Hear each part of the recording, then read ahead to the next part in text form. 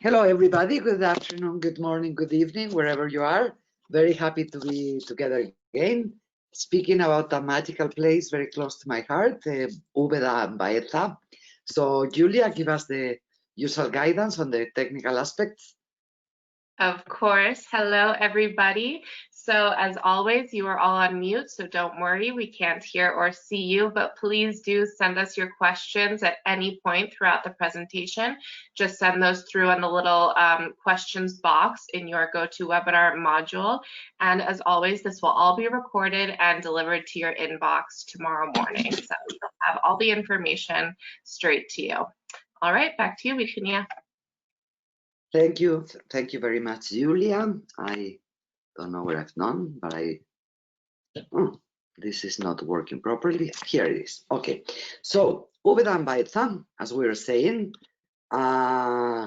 which they are in the center of the biggest olive grove in the world. I grew up listening to that phrase, but when I opened up Made for Spain and Portugal and we began having clients, and the feedback when they were driving Andalusia is like, oh my God, we've never been driving, and it's one olive tree after an olive tree. So it is the biggest olive grove in the world, I tell you, and it's beautiful. And these two cities are located in the heart of it. So, you know, Europe, southern Spain, our very dear and beautiful Andalusia, nice weather, happy climate. But we are inland. We've been in the coast, and then we went to the very south, and then we went to the Sierras. And now we are in Úbeda and Baeza. What you see here, these mountains are the border that's, you know, separate Castile from Andalusia. And as you cross the mountains a little farther down, you see Úbeda and Baeza, fabulous cities. So it's almost 3 hours drive to Seville, an hour and a half to Cordoba, and Granada is also an hour and a half, very, very nearby. Jaén is also the province, the name of the province where they are located. So Úbeda and Baeza are very unique cities within Spain. They are Renaissance cities. Remember, I keep on speaking about the Mudéjar being the only Spanish style, and I keep on speaking about the Gothic, which is French. But here we are in the heart of Spain, in the middle of nowhere, all these olive trees, and we have these two amazing cities declared World Heritage by the UNESCO with fabulous Renaissance architecture. And why this happened? Well, this happened because the King of Spain, those years, beginning of the 16th century, after America was discovered, was the grandson of the Catholic kings. He was Emperor Charles V of Germany, the first of Spain. And this emperor has a secretary, a person working with him. And this person in charge of his cabinet was from Úbeda. So, you know, he began making money. He began, you know, speaking to the Italians that were big those years. Remember Renaissance? So, you know, he hired some of the top architects to build his palace, to build the many, many important buildings in the city. So this city was very important. Baeza was very important also with the Arabs, and then it was reconquered at the beginning of the 13th century. So this is a Romanesque church in Úbeda, but you see the ceiling, which is Mudéjar, is very Arabic. So what you are going to be seeing is a combination of many, many different architectural styles in these two cities. It's fabulous. They are small, they are walkable, everything is at reach, and is unique because of the amazing architecture.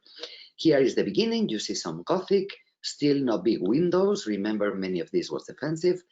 And what you see at the end of this beautiful square is the El Salvador, which is the burial chapel that this gentleman, Francisco de los Cobos, he was the secretary to the Emperor of Germany and Spain, almost all of Europe those years. So this was the burial chapel he built for his family. Still, it's in private hands, and it's still as beautiful and as unique. And the building you see on the left-hand side, it was the little house that they built for the priest to take care of this burial chapel. Now it's the amazing Parador. Is an incredible monument. that, you know, when you are visiting, you really believe you are in Italy. You know, he sent all his big architects to Italy to learn, and they did fabulous Renaissance architecture in here. It's really very unique. Here we are seeing again the Gothic buildings, everything combined, the interiors of some other chapel, not so ornate. This is not Renaissance. But remember, we're in this period where in Spain we didn't do Renaissance. It was just this crazy guy ordering everything in Renaissance. And you see, it's a fabulous, you know, it's a little city, but it's full of amazing monuments, very big buildings, very, very nice architecture. This is Úbeda. Look at the ceiling of that tower. Pottery is very important here. So, you know, pieces of pottery covering the tower. Look at this Renaissance tower with all the, you know, the balconies in the corner. It's really magnificent, fabulous. And they have many of these, you know, part of these monuments, many of them in the same square. You know, this is the ceiling again of that church. Fabulous buildings. Great architecture. And this city was very important 16th, 17th century. And it's a fabulous spot to discover the area. It's really unique. You get everything. You get the nature, but together with that, you get amazing culture. So it's really fascinating. I wanted to include this photo because this is how you feel when you're moving, you know, in the cities, in the streets. You see a little bit of the outside of the city, and all you see is the olive trees, amazing olive groves. So they have an important and nice archaeological museum in Úbeda. Very advisable to visit. The monument, the building is very nice, but the collection is really, really fabulous. So it's important. They have a historical file for the city with a lot of history. You can visit. Very amazing. Look at the ceiling again. Very Arabic. You know, when you go to the Alhambra, you see this type of ceilings. So the Mudéjar, they continue. Even if the outside was Renaissance architecture, the indoors, when they dress up the building inside, you know, it was this fabulous Mudéjar again. And what I want to mention is it's very special to me. They found, as they were restoring some buildings to do some apartments in the city center, they found the remains of a synagogue, Sinagoga del Agua, the synagogue of the water. So we take clients here. We are close friends with the person, good guy that we have a fabulous guy in Úbeda, one of the best ones. He's Italian, as you can imagine, with all this Renaissance. And he was, together with the person that discovered it, the owner of the building, support the entire project. And it's very special. They really discover all the walls, a lot of remains of the old synagogue. But then they found little stairs that take you underneath the synagogue. What is or was the mikveh? But it's amazing because the orientation of the mikveh is, you know, you have the water, the stairs, and the wall with the window. And in midsummer night in June, at the end of June, there's few days that the sun enters and goes all the way down to the water. And we have clients, you know, you see here very, very well. In here, you know, you see the window and the light coming in. And in here, you see the stairs going down to the water. We take clients here and they enjoy, you know, this 22nd, 21st, 23rd, 25th of June to visit this place, you know, as the day arises and the lights come in private. They are alone, no more people visiting. And these were clients of ours. This is not, you know, people that we took a photo. These were our clients. And she couldn't believe it. It's a magical experience. It's really fabulous. So to discover it with the guide, to be there, just you, is really amazing. We do this, and again, as soon as you get a little bit out of it, here you are in the olive grove.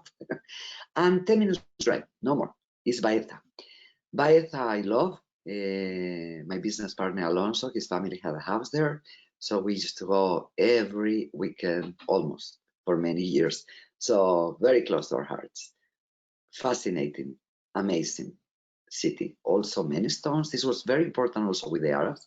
But, you know, the Francisco de los Cobos, the secretary of the emperor, was not from here, was from nearby Úbeda. So you get beautiful palaces, but not the fascinated Renaissance architecture. And this is the Paseo in Baeza. You remember we spoke about the Paseo, this place where everybody went in the old times to walk. They dress up and walk in the evening, so to, you know, to see the neighbors. This is Machado, one of the top Spanish writers, poets from this century, from the beginning of the century, that he lived in Baeza. He did in Baeza. The cathedral of Baeza, very, very nice. Look at the Renaissance fountain in the middle, very unique. And what you see behind is the university. The university comes from the 16th century and still up and running. Very, very, very, very amazing. Very, very nice. And this is the inside of the cathedral. So we're speaking about Úbeda and Baeza, two little cities in the middle of nowhere inside the olive grove. And look at this, they have this cathedral. Can you imagine? I mean, the wealth is just amazing. It's fascinating. Look at this fabulous Jabalquinto Palace. Very beautiful, amazing. Renaissance again. Quite a surprise. University with Machado. The walls, they were the old walls of the city, you know, in the Roman times, and you know, continue up and still here, and you know, still very easy to be seen in every corner. The cathedral again. This is an old church that almost fell down. This wall is still there, and we've been speaking about the, you know, the olive oil all over. What we have in Úbeda, outside Úbeda, is the Museo del Olivo. So it's the museum of the olive tree, because, you know, it's like the grapes. They have many different kinds of grapes. Well, it's the same with the olives, many different kinds of olives. So we do the olive oil tasting, and, you know, it's a fabulous place to also learn about the trees, which is very unique. And in Úbeda, there is a pottery, very, very old and very, very beautiful. It's Tito. We met Tito, but it was like in the 80s. But now, you know, it's still around, still works, and is one of the best and most recognized places for pottery in Spain. Very important. And what's up right outside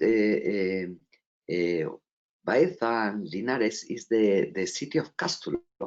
They just found it a little bit. I mean, they know it was there. They began taking, you know, exploring in it, working in it, and look at what they find. I mean, you think it's just a field, there's nothing, but look what is underneath. And they have just begun. And the quality of what they are finding here is fabulous. I mean, the quality of the mosaics. Look at this. Look at the colors. I mean, they just discovered this lately, and it's a very, very fun visit. It's very, very unique. And it's important to mention, because when we think of the Roman Empire, we tend to think Rome is like Italy, but no, Rome was Rome. Venice was a part of the Roman Empire, or Naples, or Sicily, or Florence. But Rome was Rome. So Spain was part of the Roman Empire, but also France, and what is, you know, a lot, all the Mediterranean. No? The only place in the Roman world that gave emperors to the Roman Empire, the only place is what now is called Spain. So we had 1 full century and 3 emperors given to the Roman Empire. So the cities, the Roman cities, the Roman remains in Spain are amazingly important. They're really, really big. And one thing to remember and consider to visit. This is Baños de la Encina, which is a little farther away, but I really want to mention, because look at the castle. It's an Arabic castle. It's still there. It's incredible. Look how it was built. And it's still around and very well kept. So Baños de la Encina is another amazing surprise within the olive grove. And Canena, we love it. It also has a beautiful castle. And we go there, we are friends with the owner that's happy to have our clients. But now they are producing some of the top olive oil produced in Spain. So the top quality is Costillo de Canena. It's really top quality. So we take clients here for the visit, but also for, you know, meeting the owners, see what they are doing, how they are doing. It's a beautiful castle. Very nice visit. But we are producing a lot of olive oil in cooperatives now. So, you know, important to learn, to understand how things are evolving in terms of the olive oil in Spain. The walking, the biking, the horseback riding. So a lot of things to do.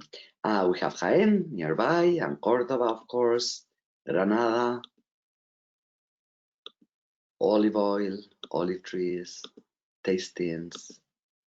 Pipirana, you know, is a type of gazpacho, but you don't have to melt it, and they put kind of a little bit of tuna fish on top. It's not gazpacho, of course, but it's, you know, one of these things we do all in Andalusia with tomato. Snails, the virolos, all this hojaldre pastry, fabulous. And as of restaurants, this place, Juanito, has been open for decades. They are great. They produce, they cook with olive oil, very, very good quality, but they do a lot of hunting stuff like game, and so it's very, very nice. Partridge, very, very special with very good top quality ingredients. So they are really based on the ingredients. They don't do foams or funny things. They give you the best products. And Úbeda, el Asador de Santiago, very well known for the red meats, but they do also, you know, you ask for a salad and they produce you very sophisticated. Antique restaurant, also having tapas. Don't you think this tomato is beautiful? You know, they peel it and they cut it and then put it around again and put it in the plate. And by the way, this green pottery is the typical pottery from Úbeda and Baeza, the green. Very nice, sophisticated, but also very basic. Olive oil all over. You may be seeing this word, AOVE. It stands for aceite de oliva virgen extra, which is like the top olive oil, but said in Spanish. But you may see if you're traveling in Spain, this AOVE. AOVE. So Palacio de Gallego has another restaurant by the cathedral in Baeza. Very, very nice, very advisable. So as we're speaking, ceramics is really good. The good work is also important. And the leather and the crafts with the good. And as of accommodation, where to stay? Well, this is the little house that the Francisco de los Cobos did for his priest to take care of his burial chapel. So now it's turned into one of the most beautiful paradors of Spain. Very, very nice.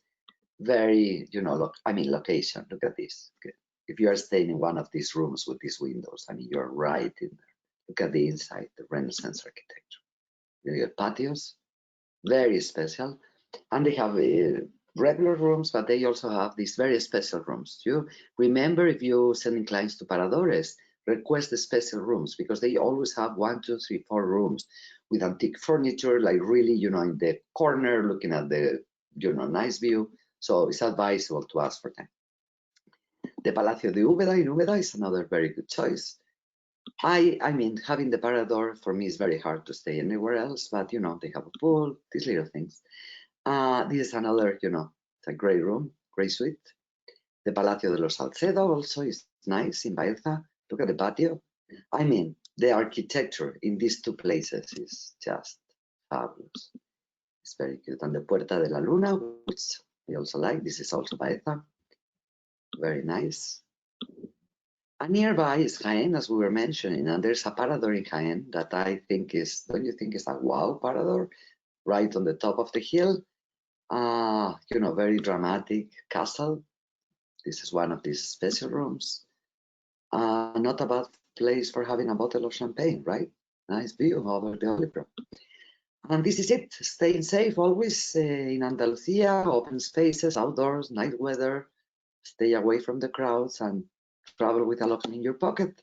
And thank you very much for everything. Thank you for being here with us, with this, our dear Úbeda and Baeza. Julia, do we have questions today? We do. We have a few. So if anyone has any last minute, please do get those into us. So the first question, Virginia, in the archaeological museum, are the brown wrapped items on the shelves in the picture, are those manuscripts? And if so, can they be accessed for research? Okay, so I show to museums, I think. One was the archaeological, which is more pottery and iron work and these things. And then I showed the archives.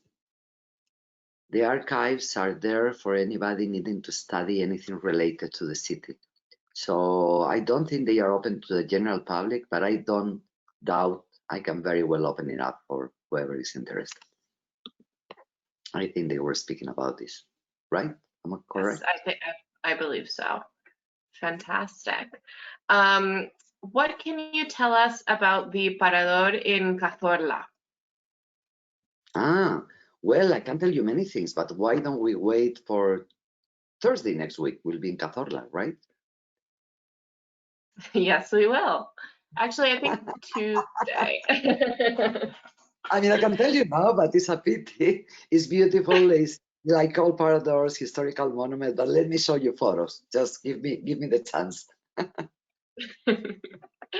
Okay, and would you recommend taking the AVE to Granada or Cordoba and then hiring a car to get to this area?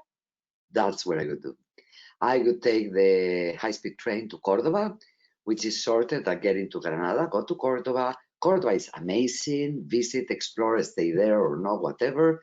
And then you rent the car, you drive, and you can continue. I mean, Andalusia is very drivable, if that is a word. It's very easy. Now with the GPS, you are always, you don't get lost or you don't get so lost. And it's very easy. And again, you are in Úbeda, then you want to go to Baeza, but you remember you want to go to the Roman ruins or you want to go to the Baños de la Encina to see the Arabic castle. So it's good to have the olive oil, the olive museum, or go to for hiking in the woods. I mean, it's good to have the car. It's nice. Yeah, that would be a good choice. Fabulous. Now, what would be your personal favorite way to combine this with another destination and make a complete itinerary? So if we are doing an itinerary only Andalusia, I would say, this could go very well with what we were seeing of Jerez and Sanlúcar, very different. One is by the water, the other one is like inside the olive grove. It will combine very, very well, and it's like 3, 4, even 4 hours drive. So it's really away. So you'll be really seeing two very different phases of Andalusia. If you want to do like a Spain highlights and want to include Barcelona, Madrid, then as you were saying, take the high-speed train with a car drive around. Or it also works well to begin in Barcelona and fly to Malaga, and then from there take the car, maybe ending up in Úbeda, Baeza, and Cordoba, Madrid. So that will also work. We have some sample itineraries, and Úbeda and Baeza are in some of them in the website, so that may help. Fantastic. Now, how about this area for families with small children? Would you recommend it? All Andalusia is very easy, and all of Portugal and Spain, I think, is really easy for the families with children. I mean, they are welcome in every restaurant. There are no problems. It's very, very easy. It's very easy. Yeah, no wonder. Great. All right, the last question. We love kids, we love families in Southern Europe. This is Italy, Greece, welcome. Very family oriented. Okay, the last question for today. We have seen a lot of places that have great artisan work. Can people really get great artisan work everywhere, or would you recommend a specific place for people really looking to buy something special? We do have nice artisans work in every place we have mentioned. I would say the pottery in Úbeda is maybe among the best pottery in Andalusia. So really, that will be very nice place. For leather work, they also do great all over, but I would choose El Rocío, what we were speaking about, the Doñana Natural Park, that area for leather work. But just trying to be a little picky, because really they produce good pottery everywhere, leather works, yeah. So I'm just telling you my favorites, I guess. great areas for shopping. All right, well, that's all the questions we have for today. So of course, I will be sending this recording tomorrow along with our little pocket guide for this area. And our next session will be on Tuesday, December 15th, and we will visit, of course, the Sierra de Cazorla, so we can get into that parador then. All right, that's it for me. Thanks, Virginia. I will have some extra photos on the parador. Thank you very much, everybody, for being here. I can't wait for you and your clients to visit Úbeda and Baeza. And looking forward to Tuesday. Thank you very much. Have a wonderful weekend. Thank you.